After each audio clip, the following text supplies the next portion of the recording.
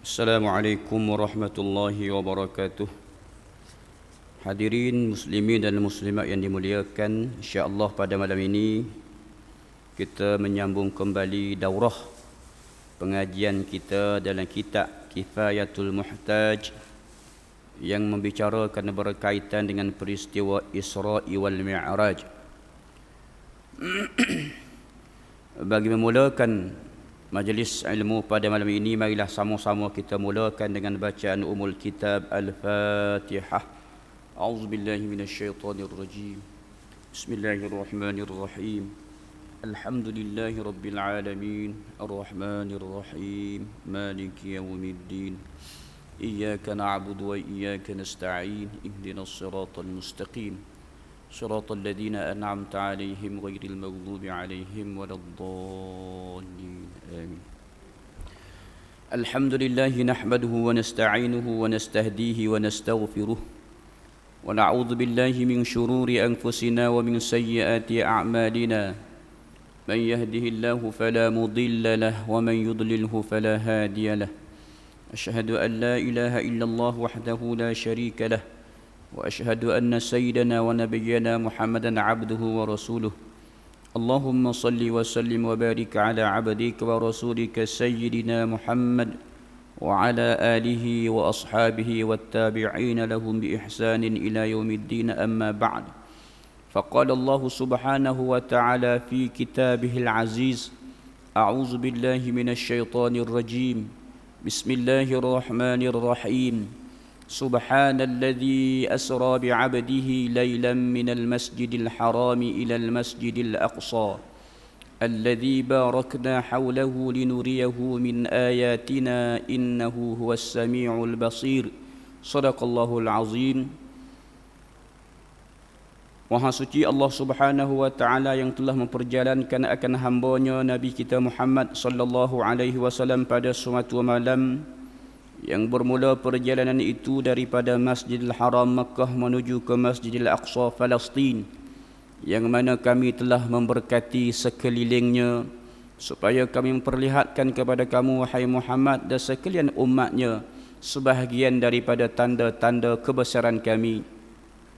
Sesungguhnya Allah Ta'ala itu maha mendengar lagi maha melihat.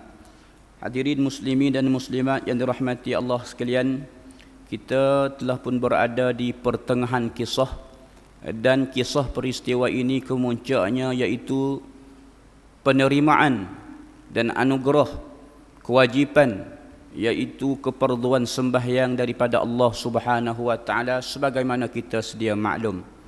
Jadi daurah kita yang lepas berakhir dengan al-fadhil tuai muda kita, hamba dipahamkan kita mula menaik yakni Mi'raj sampai kepada langit yang pertama. Tak kala mana berjumpa dengan Nabi Allah Adam alaihi salam, maka Nabi sallallahu alaihi wasallam dikhabarkan kepada Sayyidina Jibril alaihi salam bahawasanya kita pun telah tiba dan berada di langit yang pertama. Maka Nabi Allah Adam sebagai Abul Bashar, bapa bagi sekalian makhluk yakni manusia ini, dikatakan daripada keturunan Bani Adam. Kita ni manusia ni iaitu daripada keturunan Adam, hasil perkongsian hidup Nabi Adam bersama isterinya Hawa, sehingga lahirnya zuriat keturunan hingga sampai kepada kita selaku umat manusia, umat bagi Nabi kita Muhammad sallallahu alaihi wa alihi wasallam. Muka surat 13 situ. 12. Okey, baik.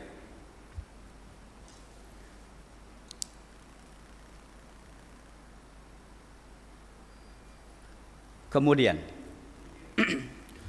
qala al-muallif rahimahullahu ta'ala wa nafa'ana bi'ulumihi wa bibarakatihi amin.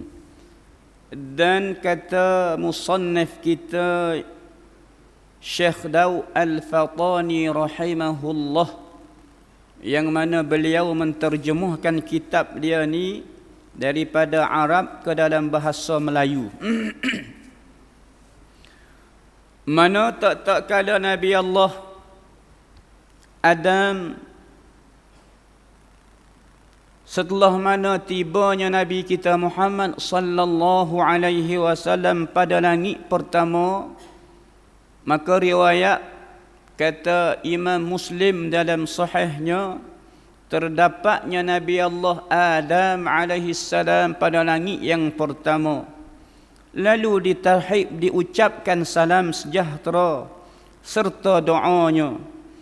Berkatalah ia, marhaban bibni salih wan nabiyyi salih. Telah dapat keluasan dengan anak yang salih dan nabi yang salih. Ucapan Nabi Allah Adam akan Nabi kita Muhammad sallallahu alaihi wasallam. Maka sabdanya sallallahu alaihi wasallam, ya Jibril, apa laki-laki ini dan apa manusia yang banyak-banyak, dan apa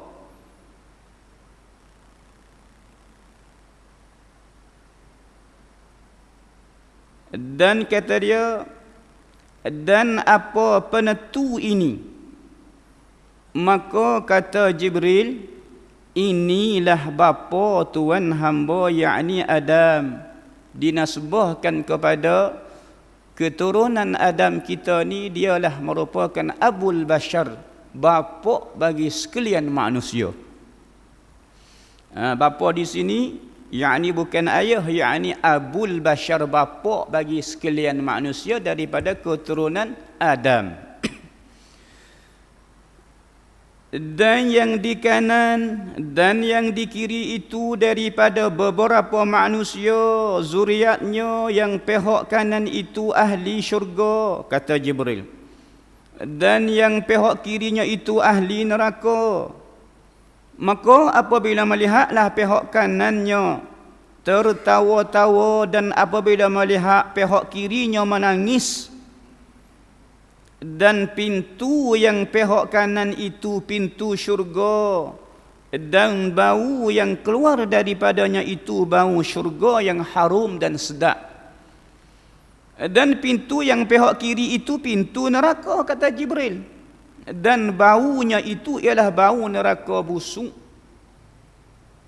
Perumpamaan ini dan gambaran ini yang ditunjuk pada Nabi kita Muhammad sallallahu alaihi wasallam, dan yang mana setelah mana beberapa paparan yang ditayangkan kepada Nabi kita, golongan yang berdepan dengan azab seksa seterusnya menjadi ahli neraka, dan golongan yang memperolehi nikmat dan kebaikan dengan harumannya, iaitu merupakan ahli syurga. Itu gambaran telah ditunjuk dah kepada Nabi sebelum semasa Nabi berjalan, iaitu Isra' daripada Mekah ke Masjid Aqsa. Dan isyarat-isyarat inilah merupakan suatu pengajaran bagi kita supaya kita dapat mengambil iktibar daripada kisah-kisah yang teruk, yang dahsyat, yang diazab oleh Allah akibat daripada orang yang meninggalkan sembahyang hak lepas maghrib, iaitu diazabkan dengan dihatukkan kepalanya ke batu, asap pala molek-molek, anggota comel, hatuk kelekuk, hancur, pecah, berkembur taru kepala. Tanpa rasa mati, tidak merasai mati, maka Allah Ta'ala dengan hikmatnya takut balik, sembuh kembali, lalu hatuk pecah, berkembur taru pula. Begitulah berulang kalinya. Lalu ditanya Nabi kepada Jibril, lalu jawab Jibril, itulah di kalangan umat manusia yang berat kepala malah melaksanakan sembahyang.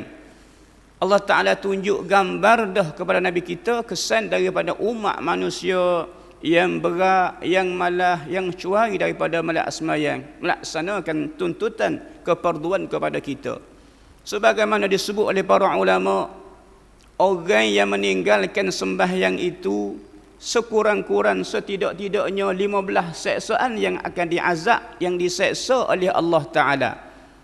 6 seksaan iaitu semasa hidup di dunia, dengan kesusahan, dengan kepayahan dan bagai-bagai.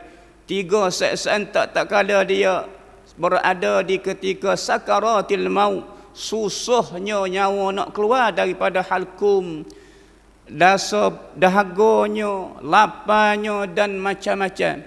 Itu tiga perkara sekurang-kurangnya. Dan tiga perkara tak kala dia masuk ke dalam kubur, mereka dilayan oleh malaikat yang bengis dan azab seksaannya. Dan tiga perkara tak kala datang menemui Allah Subhanahu wa taala fi yaumil mahsyar. 15 seksaan disebut oleh para ulama. Jadi sebagai pengajaran bagi kita, keperduan sembahyang ini merupakan kemuncak keperduan berbanding dengan ibadat lain, kerana sembahyang ini Allah Ta'ala perdukan kepada Nabi kita sehingga diangkat, dijemput menghadap dengan Allah Subhanahu wa taala. Beza dengan keperduan puasa di bumi, Jibril waktu turun. Begitu dengan zakat, keperduan di bumi, Jibril turun wahyu. Begitu dengan haji, keperduan terima di bumi, Jibril turun wahyu. Adapun sembahyang merupakan Allah Taala sendiri yang memerintahkan akan Nabi, memperdukan Nabi kita Muhammad sallallahu alaihi wasallam pada malam Isra dan Mi'raj.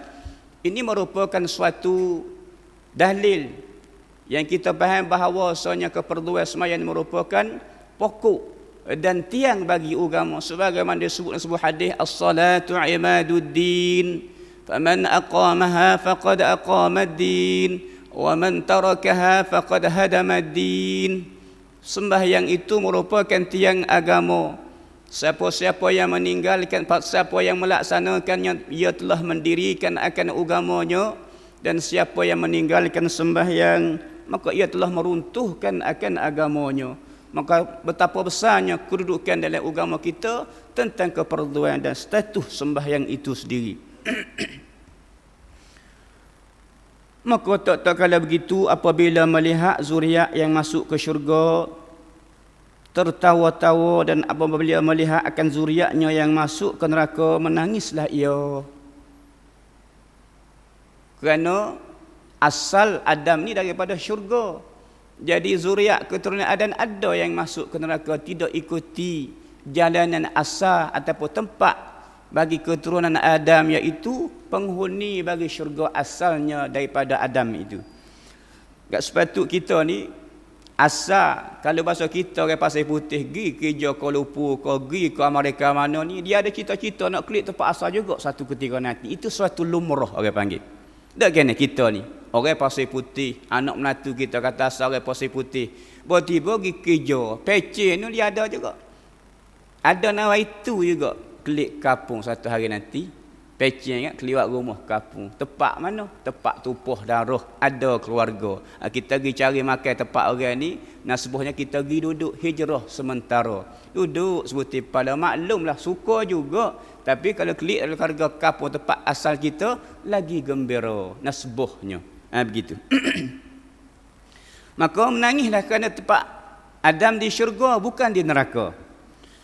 Kemudian maka berjalanlah pula ia, maka didapatnya akan mereka itu yang memakan riba, dan ada yang memakan akan harta anak yatim, dan dapat pula akan mereka itu yang berzina atas kelakuan yang terlebih jahat dan keji. Bagai-bagai kelakuan yang memasukkan mereka ke neraka itu ialah perbuatan makan riba, antaranya ada yang melakukan zina, ada yang memakai harta anak yatim dengan tiada sebenar.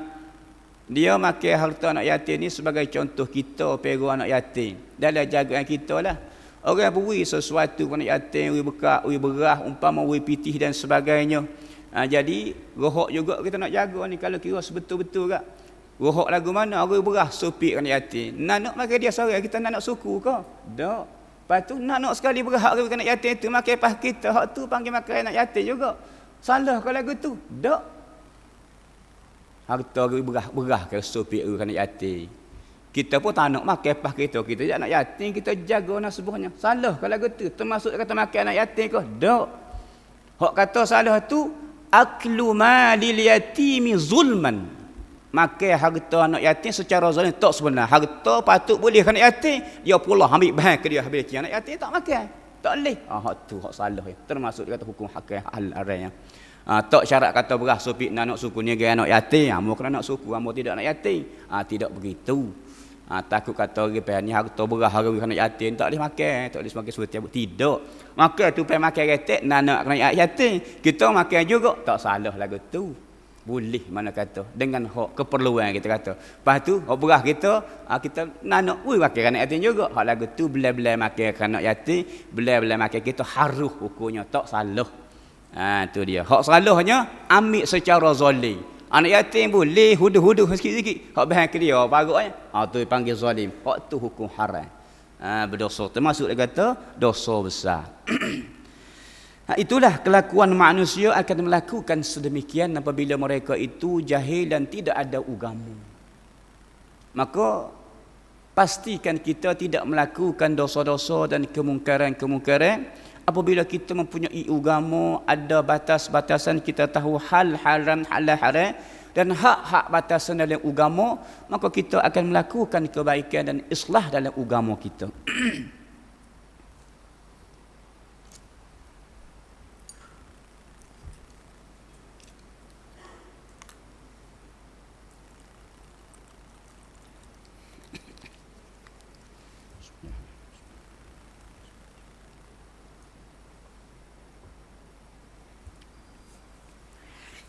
Dan kata dia lagi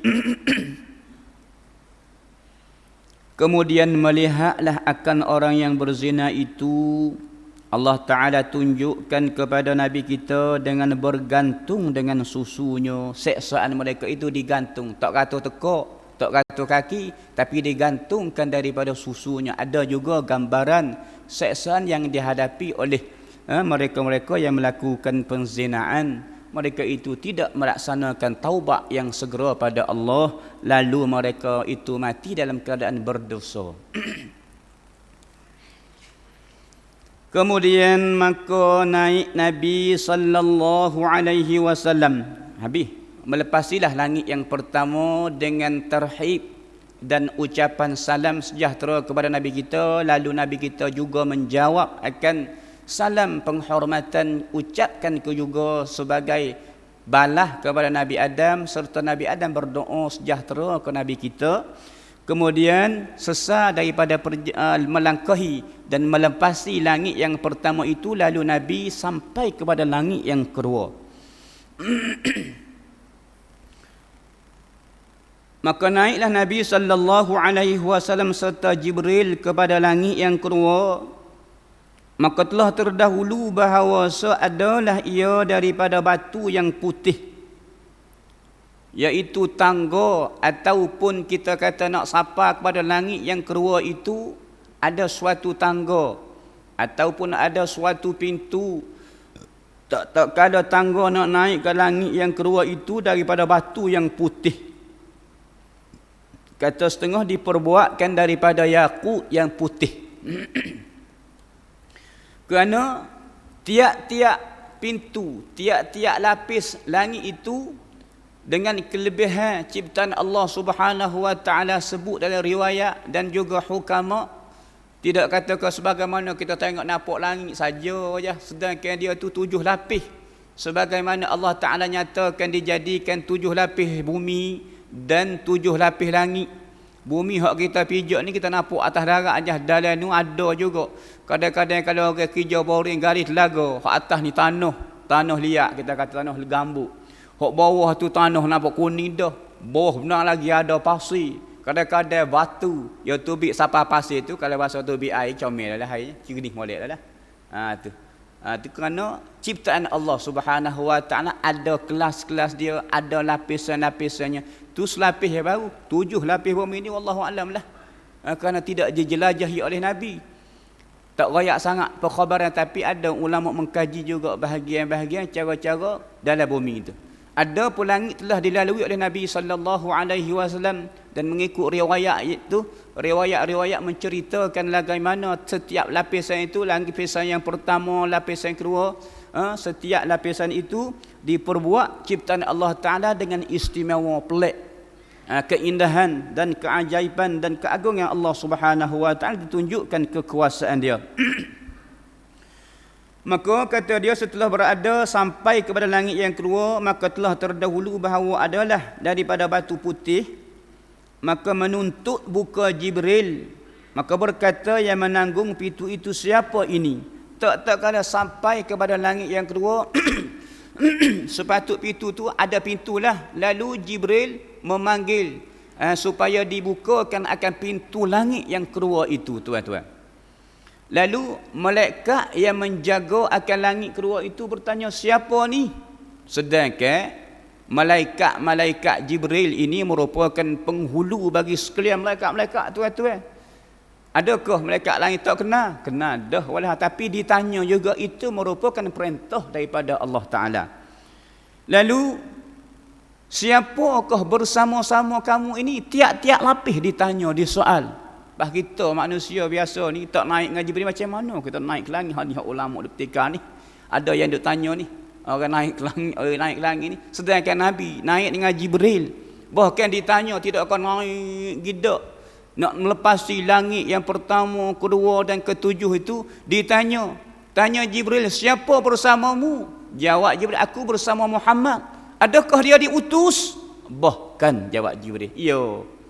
Dia diutus oleh Allah Ta'ala. Kalau bahasa kita dia jemputlah. Ada surat kebenaran ni. Nak meretasi negeri, daerah dan sebagainya. Ada surat kebenaran dah ni. Kalau bahasa kita agak. Setelah begitu baru buka pintu langit yang kedua. Barulah Nabi bersama Jibril naik. Setelah buka pintu tu ditanya, baru terbuka pintu. Mau tidak tak naik. Walaupun diutuskan oleh Allah Ta'ala. Itu merupakan gambar hikmat kepada kita bahawasanya isyarat Nabi nak menghadap Allah Subhanahu wa Ta'ala ada halangan-halangan. Ini sebagai isyarat bagi kita kalau kita nak naik makam sekalipun. Sebagai contoh, kita nak naik makam, bermula kita orang awam ni, salah satu daripada perkara yang dapat, yang boleh diusaha, iaitu kita nak naik makam kita daripada makam orang awam kepada orang muqarrabin, awliya illahi dan sebagainya. Dua keadaan. Satu, seumpama makam wali ni ada dia dapat perolehi dengan cara anugerah daripada Allah Ta'ala. Satu lagi dengan cara kita usaha. Boleh usaha, tuan-tuan. Siapa-siapa nak jadi wali kena usaha, boleh. Ada pun anbiya, rasul tak boleh. Allah Ta'ala buat dah kesudahan bagi rasul, iaitu bagi Nabi kita Muhammad sallallahu alaihi wasallam. Siapa-siapa dakwah kata dia rasul terakhir, dia rasul Melayu ataupun dia rasul juga, dah sesat. Kerana tak ada dah kesudahan bagi nabi-nabi dan rasul-rasul Nabi kita Muhammad sallallahu alaihi wasallam. Ada pun seumpama awliya illah dan sebagainya, boleh dengan cara usaha. Tapi isyarat kepada kita, lapisan walahanya, Nabi kena naik ke langit pertama daripada melepasi naik langit ke-7 selalu boleh, wala harus boleh. Tetapi Allah Ta'ala tunjuk sebagai isyarat kepada kita, siapa-siapa nak naik kepada makam tahap yang tinggi, bermula daripada bawah. Kita nak jadi wali sekalipun boleh, sungguh pun kata boleh, bermula daripada syariat ni kena lepasi dulu. Kena melalui syariat, yakni mengaji ilmu hak syariat dan sebagainya, sehingga tarikat, hakikat, makrifat, lapisan dia ni, tingkat dia ni mengikut tertib tu biasa lagu tu boleh, harus itu saja. Sebab itu kita kata makam syariat tu tinggal, siapa-siapa nak jadi wali ni dia tinggal syariat. Sebab itu menjadi fitnah ataupun dakwah saja, dakwah sebagai wali contohnya, sedangkan syariat tinggal. Syariat lagu mana? Pakai seluar pendek, dakwah kata wali. Tengok jadi fitnah manusia. Orang kata ya wali apa lagu ni? Yolo kau lagu ni. Semayang dok masuk waktu tengok duk gi mari melepasi satu waktu demi satu waktu. Dia kata semayang juga, semayang ni cara tu. Bukan wali sengati dah tu. Jadi setiap wali ini merupakan syariat tu mesti dah kemestian dilalui. Maka milik tak boleh tinggal hak syariat ni. Nak naik makam hakikat, muqarrabin dan sebagainya mesti. Sebab itu salah satu usaha yang diperolehi untuk melalui hingga sampai kepada makam awliya, antaranya kena mujahadah. Riyadatul mujahadah ni mesti melalui, seumpama dengan hak keperluan semaya puasa zakat ni mesti dah diikuti dengan aurat-aurat wirid salah satu daripadanya untuk buka hati. Allah Ta'ala buka pada makam musyahadah itu dengan auradut tariqah salah satu daripadanya. Kena melazimi dengan aurat-aurat wirid-wirid tarikat. Kalau di Pasir Putih kita ni masyhur lah, berzamai dah dengan salah satu daripada awliya illah sebagaimana Tok Guru Allah Yarham Tok Guru Haji Daud Ukit Abah, iaitu tarikat Ahmadiyah. Tarikat Ahmadiyah dan bagai-bagai lagi di Kelantan kita. Pengasas antara ulama yang boleh dikatakan mengasaskan tarikat Ahmadiyah di Kelantan kita ni, iaitu Tuan Tabah almarhum Tuan Tabah Tok Tabah. Dulu daripada Allah Yarham Tok Guru Haji Daud Ukit Abah lagi. Maka diikuti dengan Allah Yarham Tok Guru Haji Daud Ukit Abah ni, dia melazimi dengan auradut tariqah. Pada dia naik makam awliya illahi salih pun mengikut cara-cara dia. Jadi ada syariat ni tak tinggal semaya puasa sebagaimana kita diikuti dengan melazimi auradut tariqah, yang diterima secara salsilah, yakni daripada guru syaikhut tariqah yang mursyid. Kadang-kadang setengah orang tu dia nak jadi wali juga, nak beramal dengan wirid, tapi tak terima secara salsilah daripada guru-guru syaikhut tariqah. Maka salah satu daripadanya kita mesti terima secara sanad yang muttasil daripada mana-mana syaikhut tariqah, syekh tarikat lah mana kata. Ahmadiyah cara dia, Naqsyabandi cara dia, bagai-bagai lagi lah tarikat banyak lagi. Dan tarikat di Malaysia kita ada yang dikelaskan, ada tarikat yang molek, yang muktabar, dan ada tarikat yang menyeleweng sesat. Ada juga majlis agama ataupun jaki senarai dah mana tarikat hak betul, mana tarikat yang tak betul dan sebagainya. Hak tu boleh rujuklah kepada Jabatan Islam JAKIM dan sebagainya. Dan demikian lagi kata dia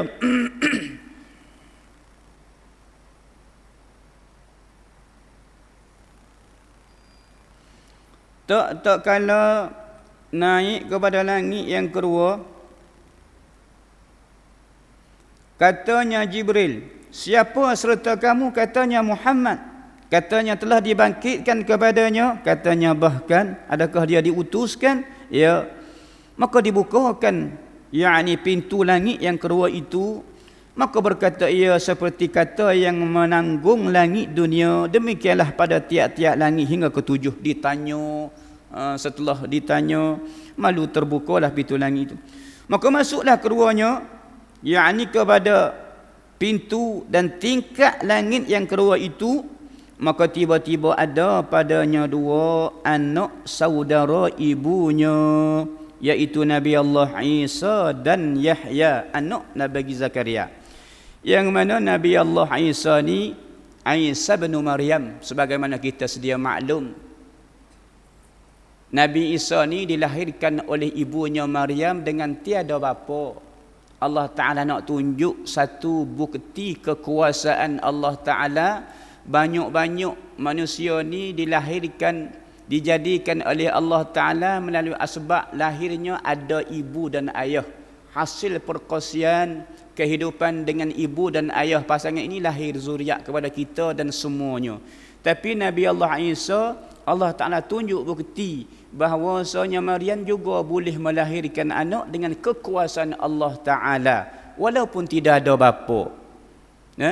Nabi Adam tak ada mak, tak ada ayah bagi dia. Allah Ta'ala jadikan dengan sendiri gitu. Tunjuk kekuasaan dia tu. Mana ada ayah bagi Adam, mana ada ibu bagi Adam.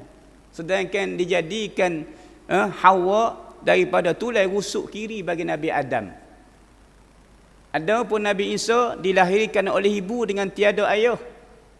Maka orang lain ada ibu ada ayah belaka. Ini suatu bukti kekuasaan Allah Ta'ala nak tunjukkan kepada kita dia apa saja dia boleh buat.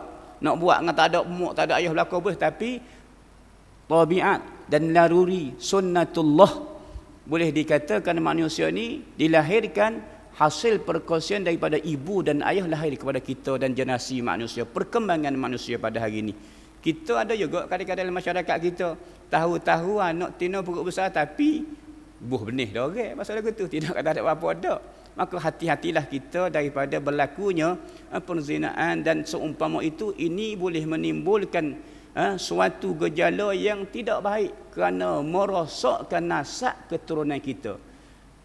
Nabi Isa, Allah Ta'ala meniupkan ruh ke dalam rahim ibunya.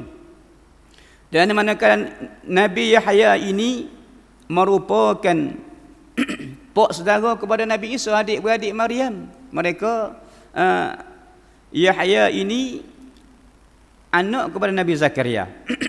Pak saudara dengan anak saudara. Sebagaimana Allah Ta'ala sebut dalam Quran ini, dalam kisah mereka. Kemudian kisah dia panjanglah. Nabi Isa ni Allah Subhanahu wa Ta'ala lahir, namun tidak sebut secara panjanglah. Mungkin kita dengar dah dalam kita pengajian kitab tafsir dan sebagainya.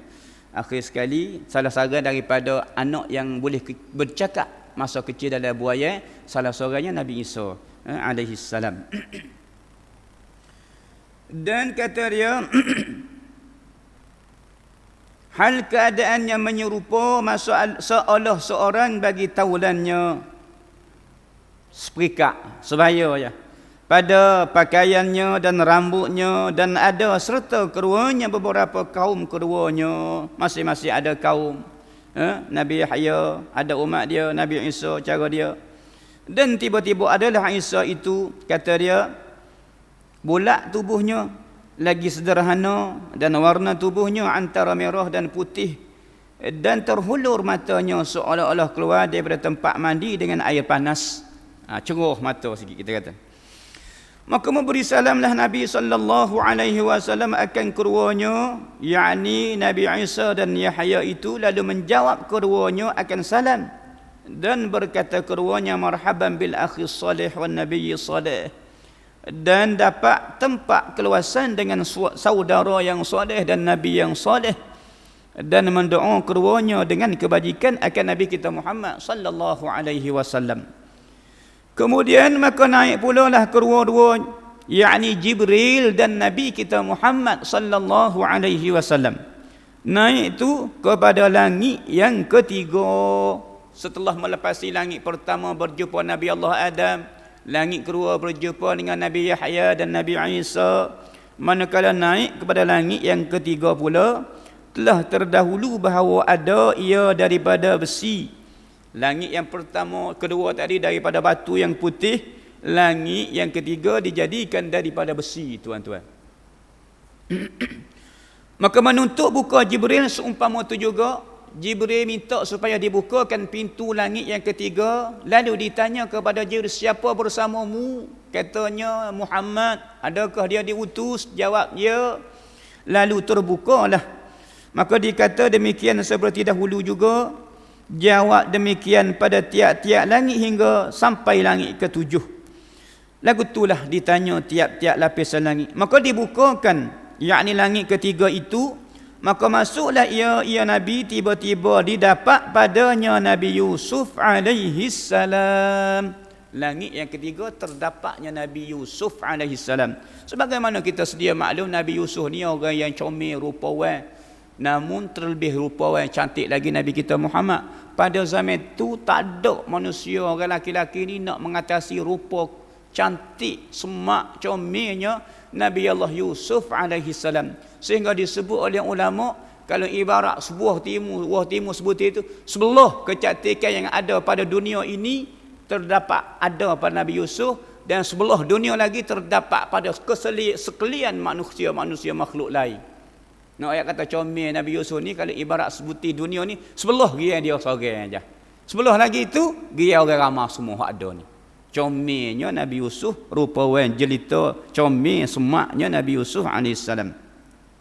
Sehingga mana Allah Ta'ala rakamkan kisah dia dalam Quran, falamma ra'aynahu akbarnahu wa qatta'na aydiyahunna wa qulna hasya lillahi ma hadza bashara in hadza illa malakun karim. Satu ketika Zulaikha ni tergila-gila akan Nabi Yusuf dengan rupawan cantik.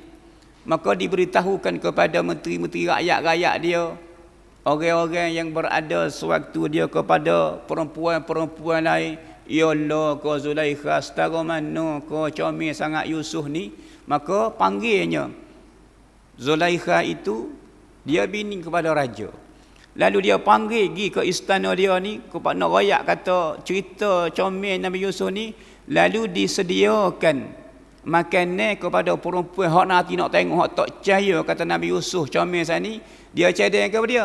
Dia cadang pisah sebilah, wah lima sebuti, suruh koyak wah lima ni. Jamu kawan-kawan dia, perempuan-perempuan nak nanti tengok Yusuf. Kata comel ni tak percaya sangat sana ni. Tak kalau duduk tengah koyak wah lima sana ni, dia panggil Nabi Yusuf supaya lalu kut depan duduk tengah puak-puak duduk koyak lima sana ni. Falamma ra'ainahu akbarnahu wa qatta'na aydiyahunna wa qulna hasya lillahi ma hadza basyaru in hadza illa malakun karim. Duk tengah-tengah koyak oleh mai teriri jari tak terkabar we comelnya koyak oleh 15 duk kerak biasa tangan ni darah belajar tak khabar.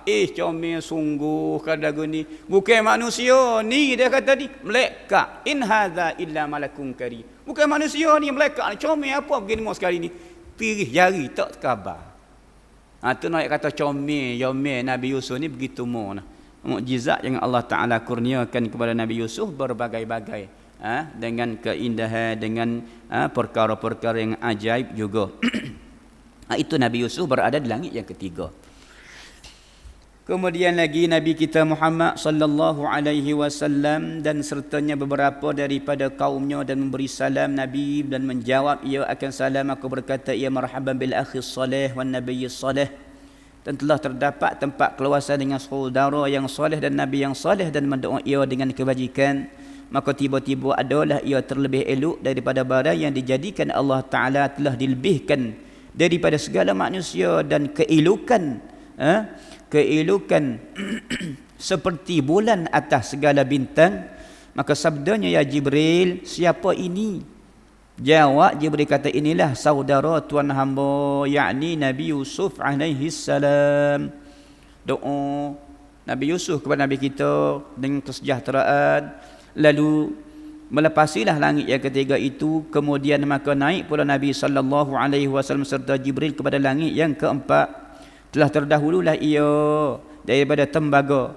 Jadi langit ketiga daripada besi, langit yang keempat daripada tembaga. Kau molek kau tinggi. Sebab tu kalau kita pergi ke mana-mana pun seumpama naik hotel, kalau kau tinggi kau mahal tu. Duk hotel tinggi ni mana kata hak tingkat pertama rega lain dah. Tingkat atas ni kau mahal lagi. Mungkin ada pada langit yang ketinggi ataupun tempat-tempat yang tinggi ni lebih istimewa lah.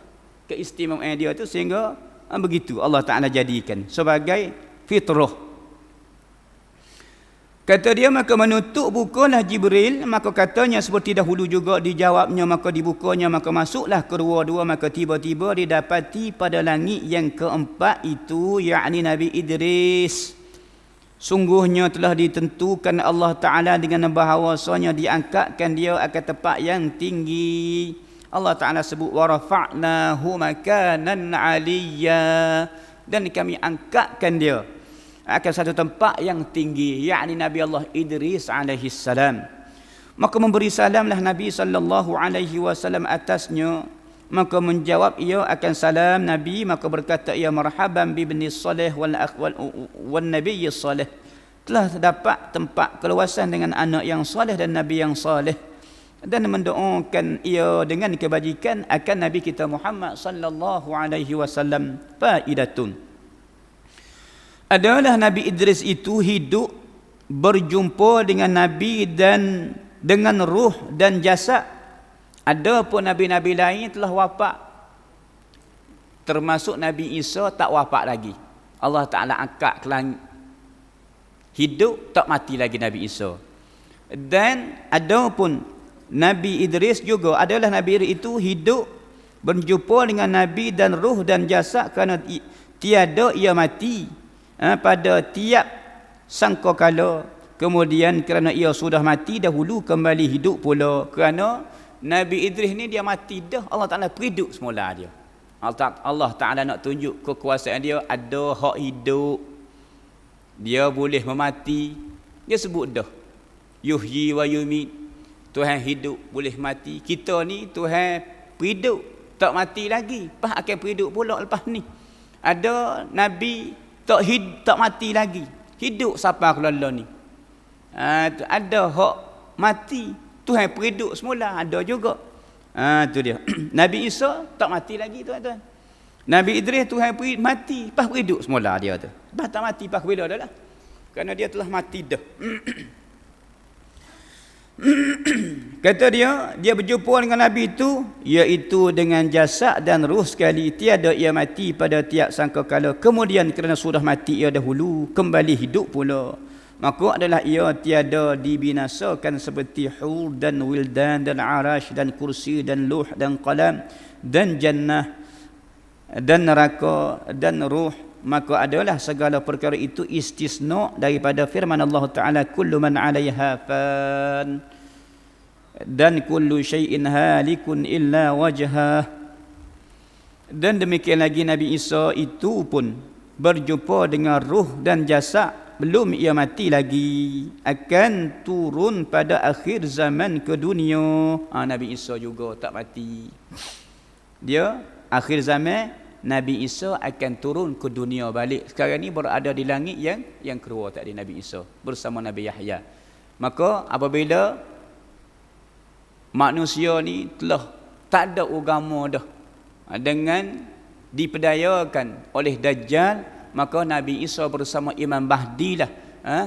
Imam Mahdi itu dibantu oleh Nabi Isa untuk membunuh Dajjal akhir zaman nanti. Maka turunlah Nabi Isa AS sebagaimana disebut dalam hadis riwayat yang sahih.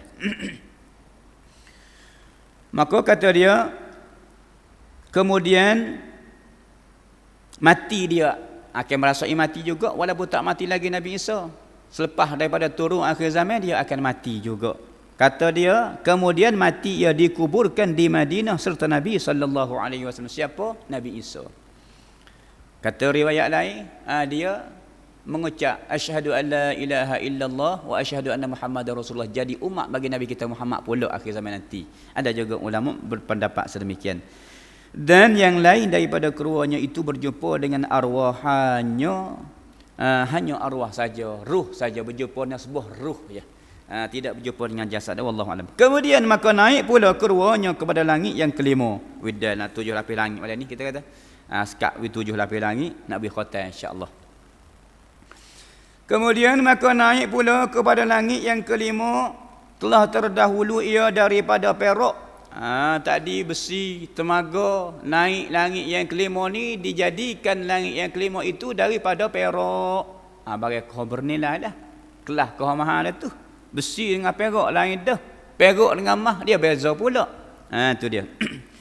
Kata dia, telah terdahulu ia daripada perak. Maka menuntut bukalah Jibril, maka dikata baginya seperti dahulu juga, maka dibuka bagi keduanya, maka masuklah keduanya, maka tiba-tiba ada di dalamnya akan Nabi Harun alaihissalam.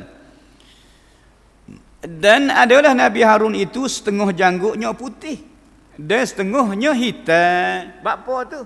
Tahu kisah Nabi Harun alaihissalam? Janggut dia putih sekerak, hitam sekerak. Nabi Harun ni adik-beradik, saudara dengan Nabi Musa alaihissalam. Satu ketika Nabi Musa duk dakwah kaum dia. Duk dakwah kaum dia, khilaf. Kata setengah Nabi Harun ni abang, kata setengah adik. Wallahu a'lam lah, tapi adik-beradik dia tentu. Adik ke abang ke begitulah. Kurang pasti. Jadi satu hari dia duk dakwah kaum dia saat ni, tak ramai hak ikut dengan dakwah ajaran Nabi Musa. Apabila begitu dikhabarkan kepada Nabi Musa, ramai pengikut dia saat ni, dia kata yang terkeluar daripada agama dia. Tu kerana mengikut dengan Musa Samiri. Musa Samiri ni dia mengaku kata dia Nabi juga. Nama Musa juga. Jadi Allah Ta'ala beri kehebatan sedikit. Kehebatan kepada Nabi Musa Samiri saat ini dia tidak Nabi.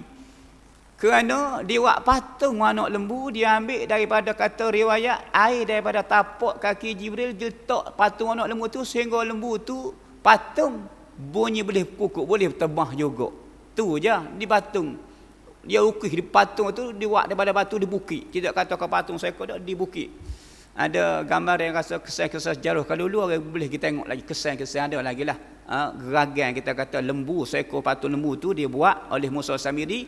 Lalu sehingganya cipta dia buat cara-cara dia bunyi bertemah lembu, patung lembu saat ni. Lalu puak-puak daripada umat Nabi Musa ni pakat pergi ikut dengan Nabi Musa Samiri saat ni, sehingga pergi sembah patung anak lembu yang dibuat oleh Musa Samiri.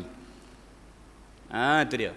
Jadi satu hari dia kata ninggal tak berapa ramai lah hak lekat mengikut dengan syariat Nabi Musa. Sebahagiannya ikut dengan Musa Samiri. Katanya Nabi Musa, abang, kalau bahasa kita kak, abang jagalah hak ada dah ni, umat kita hak beriman dah, jaga baik, dia kata. Jaga baik puak-puak kita ni kerana amba saat ni dia nak keluar. Nak keluar, kata setengahnya Nabi Musa ni yatihu, Nabi sesak daripada tih tu 40 tahun. Bersama-sama dengan kaum nak pergi dakwah kaum dia ketika tu. Dia kelik-kelik mari, ada orang hak beriman sebahagian tu hak tinggal kabin dia Nabi Harun saat ni, suruh jaga, suruh dakwah molek, pera molek puak hak beriman dah saat ni, dengan Allah Taala saat ni. Sebahagian lain lagi nak pergi dakwah tambah.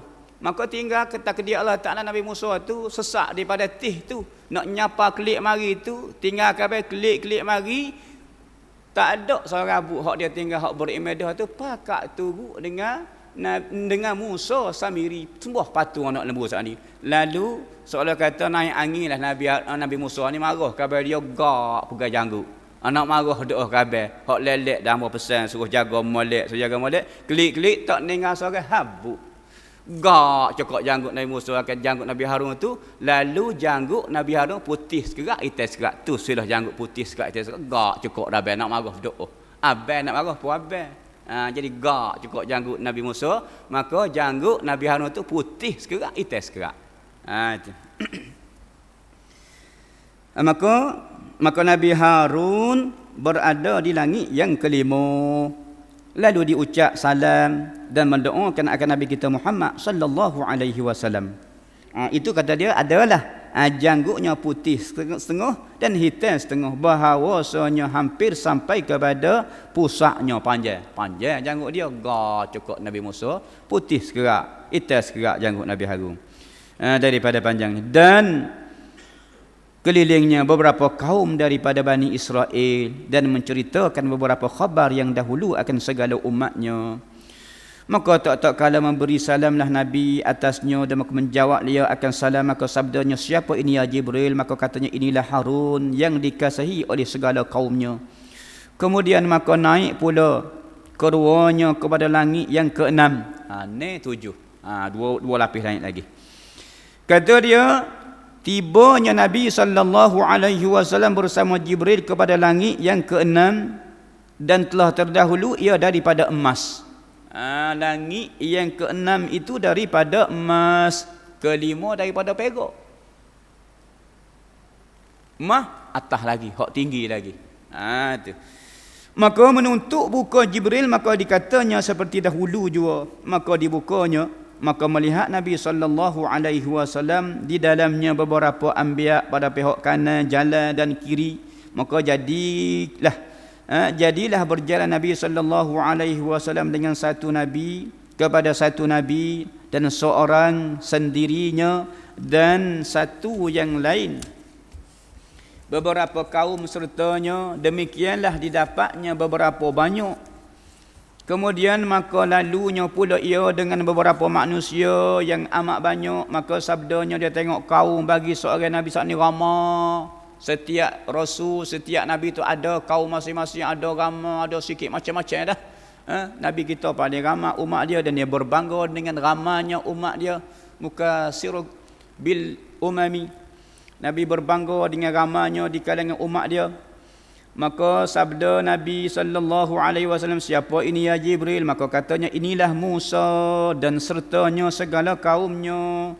Dan tetap angkat kepala tuan hamba, maka mengangkatkan Nabi sallallahu alaihi wasallam akan kepalanya. maka tiba-tiba didapatnya akan hitam yang amat banyak, dan sungguhnya telah memenuhi tepi langit daripada pihak ini dan pihak ini.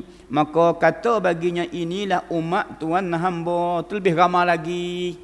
Dia duk tengok kepada umat Nabi Musa ni ramai, oh ramanya, dia kata Jibril, kau akak pada langit, tengok sana umat pula nampak. Maka Nabi pandang sebelah sana, tengok memenuhi langit, itulah umat kau terlebih ramai. Dia duk kejut kata ramai dah umat Nabi Musa ni, tapi umat kau terlebih ramai lagi, kata Jibril. Tu kata dia, maka baginya inilah umat Tuhan hamba, dan lain daripada ini 70,000 masuk mereka itu ke dalam syurga dengan tiada hisab. Tak apa umatmu ramai, walaupun ramai, Nabi seolah kata dia bimbang dah umat dia lagu mana. Kalau dengan ramai-ramai ni tentu sekali masalah. Kita kalau anak seorang dua, kalau jadi kerja berlaku, alhamdulillah, berbanding dengan anak ramai 10 orang, belah orang, kadang-kadang tu hak 11 orang, 15 orang ni Tuhan kurnia juga. Kalau molek berlaku, alhamdulillah. Tapi kalau ada begitu setengah gini setengah, maklum kalau ramai-ramai tu kan ada kebimbangan selalulah. Begitu dengan Nabi SAW. Lalu Jibril menceritakan, ramai pun tak sehusilah ya Rasulullah, umatmu 70,000 masuk surga dengan tanpa hisab. Allahumma ja'alna minhum. Berdoalah pada Allah Ta'ala, semoga kita salah satu daripada umat Nabi yang memasuki syurga dengan tanpa hisab, bi syafaati nabiyyina Muhammadin sallallahu alaihi wasallam. Dengan syafaat Nabi 70,000 umat Nabi masuk surga. Gak ramai umat Nabi ni. Ambil ijak daripada Nabi hingga sampai kepada akhir zaman ni, ramai begitu umat Nabi kita. Lalu Nabi terasa kalau dengan nak bandingkan dengan begitu besar bilangan umat dia, begitu ramai, dengan 70,000 kata masuk surga dengan tanpa hisab, oh ramai lagi lah umat aku, lagu mana nasib mereka hak selebihnya tu. Tu. Lalu ditambah pula, kata dia,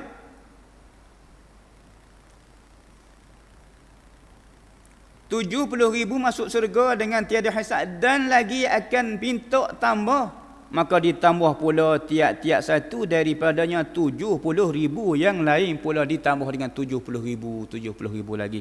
Maka menjadi ramai kuota lah bagi umat Nabi kita Muhammad, yadkhulunal jannata bighairi hisab bi syafaati nabiyyina Muhammadin sallallahu alaihi wasallam. Berdoalah kita banyak-banyak supaya kita ni termasuk di kalangan umat dia yang masuk surga dengan tanpa hisab. Amma wak bandingnya selalu ada orang masuk surga juga tapi dengan hisab, ada orang masuk surga dengan tanpa hisab. Semua tu dengan rahmat daripada Allah Ta'ala. Ibaratnya kita berjalan atas jalan raya, walaupun kita jalan atas jalan raya ni ada orang belok, tak kira polis ke atau JPJ ke, kita lepas tuan-tuan juga. Bapa? Tapi tanya, "Beti cik," dia kata, "lesen ada kita tu gak?" Hok ada dah, tak je cari lagi.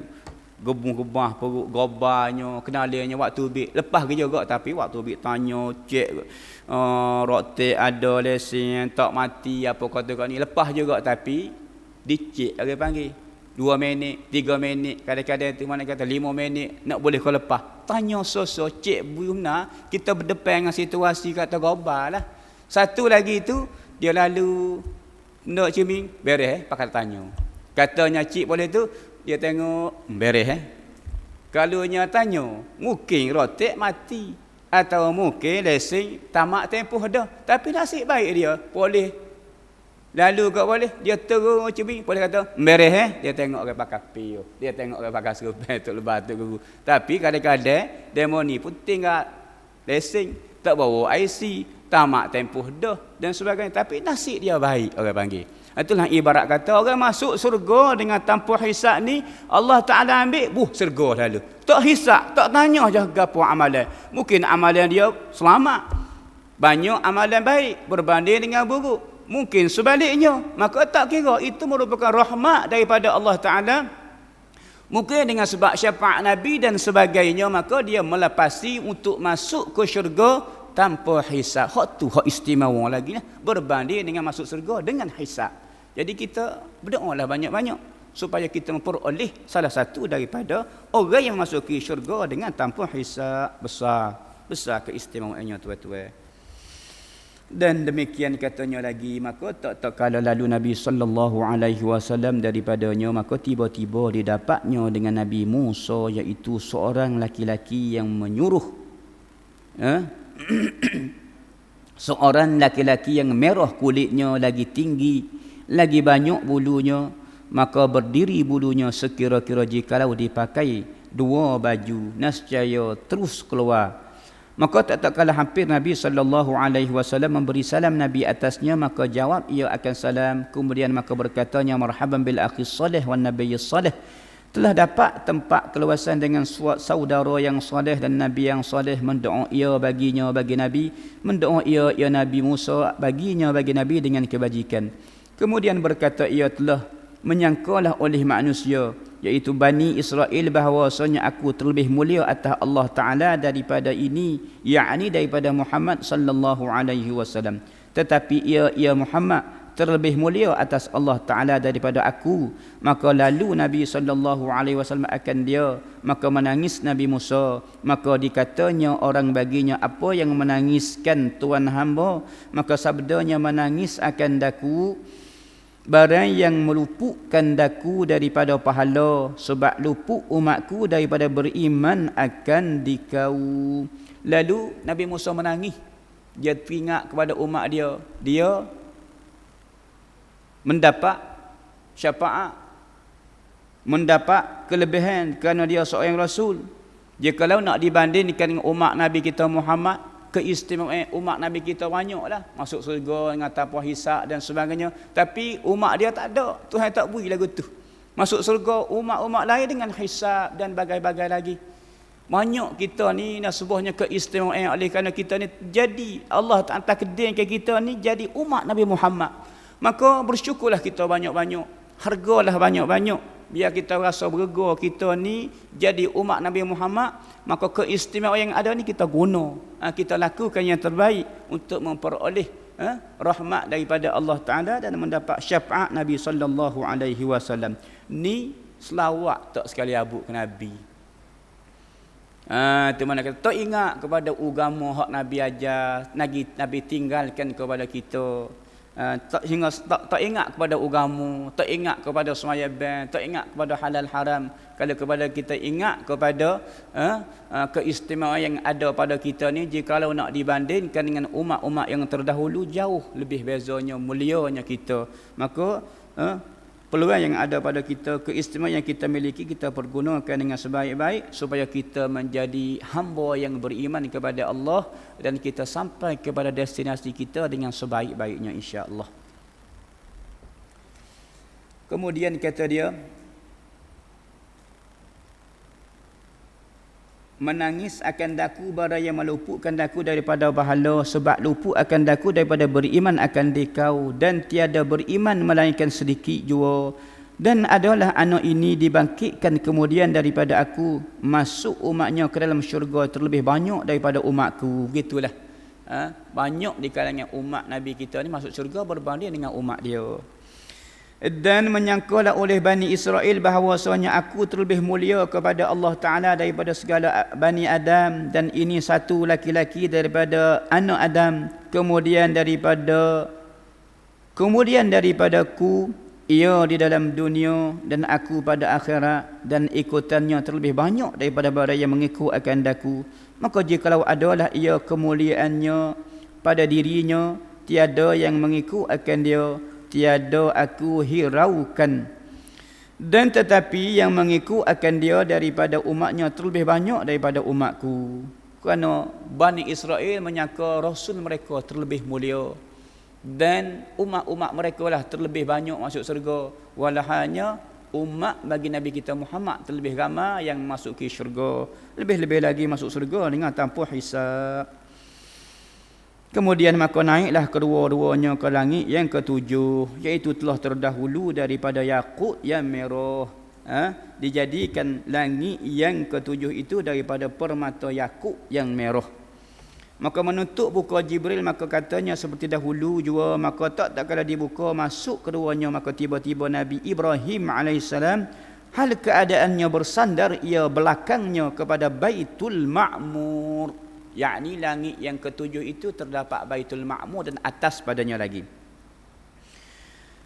Sertanya beberapa orang daripada kaumnya, maka memberi salam Nabi atas Nabi Ibrahim itu, maka menjawablah ia akan salamnya dan berkata ia baginya, marhaban bibnil salih wan nabiyyi salih, telah terdahulu tempat keluasan dengan anak yang salih dan nabi yang salih, dan mendoa ia baginya, bagi Nabi kita Muhammad dengan kebajikan. Kemudian berkata ia, anakku, bahawasanya engkau berjumpa dengan Tuhan engkau pada malam ini. Nabi kita dikhabarkan oleh Nabi Allah Ibrahim.